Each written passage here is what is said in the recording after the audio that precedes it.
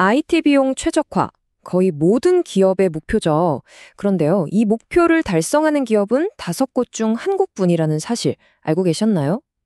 대부분의 비용 절감 계획은 왜 기대와 다른 결과를 낳는 걸까요? 오늘 그 실패의 원인이 되는 7가지 치명적인 함정을 하나씩 파헤쳐 보겠습니다.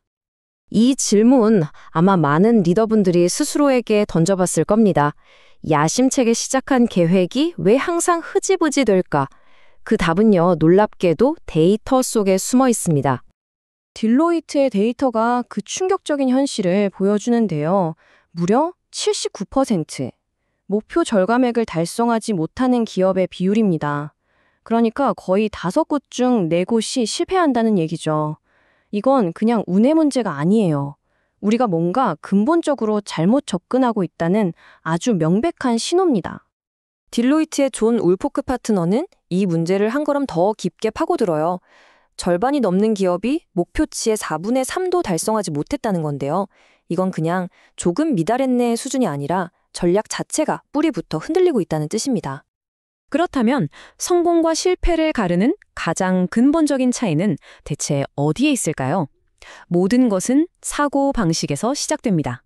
첫 번째 섹션에서는요, 전략적인 접근과 그저 반응만 하는 접근이 얼마나 다른 결과를 낳는지 한번 들여다보겠습니다. 성공과 실패는요, 딱 이 두 단더의 차이에서 시작된다고 봐도 과언이 아니에요.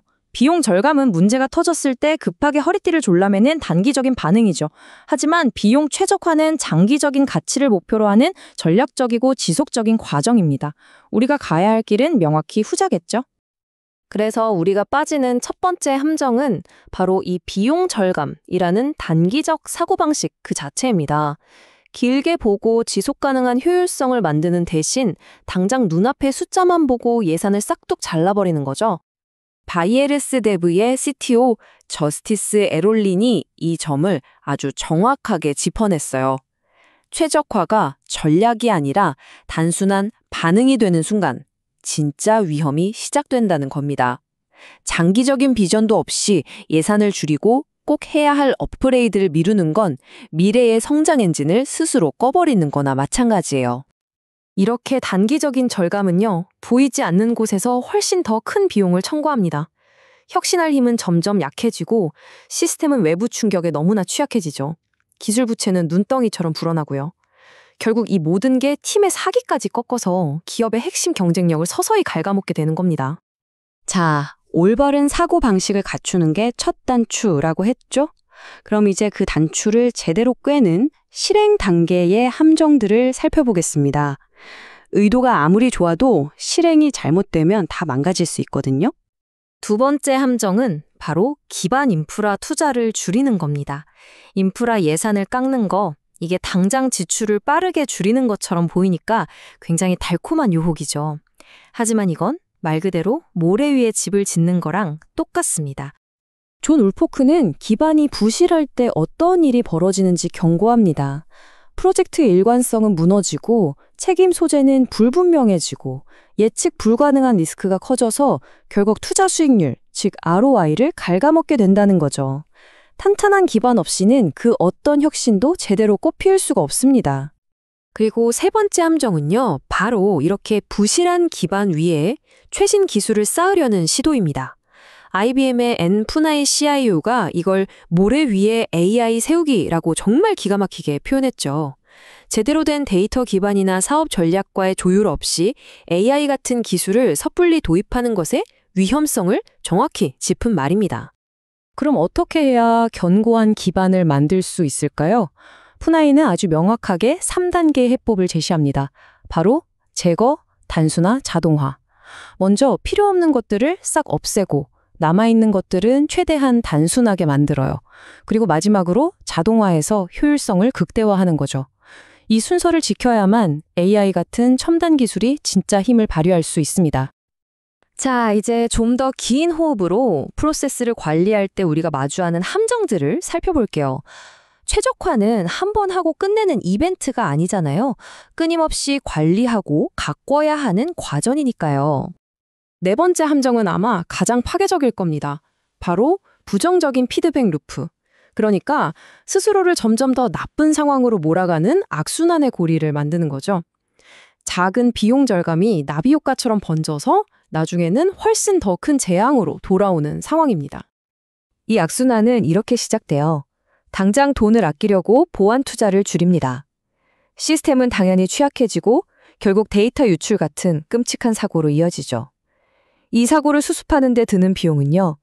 처음에 아꼈던 돈과는 비교도 안 될 만큼 어마어마합니다. 이게 바로 그 파괴적인 악순환의 실체입니다.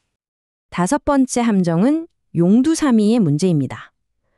프로젝트 초반에는 손쉬운 목표들을 달성하면서 성과가 쭉쭉 나옵니다. 다들 막 환호하죠. 하지만 진짜 어려운 과제들이 나타나는 중간 단계에서 집중력을 잃고 추진 동력을 상실해버리는 겁니다. 시작이 아무리 화려해도 꾸준함이 없으면 아무 소용이 없습니다. 클라우드, 이게 엄청난 유연성을 주지만 동시에 새로운 함정이 되기도 합니다. 6번째 함정은 바로 클라우드 자원을 제대로 관리하지 못하는 거예요. 필요 이상으로 자원을 써서 돈을 낭비하거나 최적화도 안 된 상태에서 섣불리 장기 계약을 맺었다가 잘못된 구성에 발목 잡히는 실수를 저지르기 정말 쉽습니다. 자, 마지막 7번째 함정입니다. 이건 가장 근본적인 위험으로 다시 돌아가는데요. 비용 절감에만 너무 매몰된 나머지 비즈니스의 핵심 가치와 고객의 신뢰까지 깎아내리는 그런 성급하고 무분별한 삭감을 단행하는 겁니다. 좀 저렴한 시스템을 도입하면 단기적으로 재무제표는 예뻐 보일 수 있어요. 그런데 그 시스템이 가장 결정적인 순간에 멈춰버린다면요. 돈으로 인한 손실은 어떻게든 복구할 수 있겠죠. 하지만 브라이언 클라크의 말처럼 한 번 잃어버린 고객의 신뢰는 그렇게 쉽게 돌아오지 않습니다. 그 대가는 우리가 상상하는 것 이상으로 크고 오래가죠. 지금까지 7가지 함정들을 쭉 살펴봤습니다. 그렇다면 우리는 이 함정들을 피해 어디로 가야 할까요? 마지막으로 단순히 비용을 줄이는 사람을 넘어서 진정한 가치 창출자로 거듭나는 방법에 대해 이야기해 보겠습니다. 해법은 바로 이 전략적 전환에 있습니다. 비용을 깎는 삭감에서 가치를 키우는 투자로, 한 번 하고 끝내는 이벤트가 아니라 끊임없이 개선하는 프로세스로, IT 부서 혼자 끙끙 앓는 문제가 아니라 비즈니스 전체가 함께하는 협업으로, 그리고 감으로 결정하는 반응이 아니라 데이터에 기반한 똑똑한 선택으로 우리의 관점 자체를 완전히 바꿔야 합니다. 오늘 내용을 마무리하며 여러분께 이 질문 하나를 남기고 싶습니다. 지금 여러분 조직의 비용 전략은 미래를 위한 가치를 만들어내고 있나요? 아니면 단순히 현재의 비용을 베어내고 있나요? 진정한 비용 최적화는 바로 이 질문에 대한 솔직한 답에서부터 시작될 겁니다.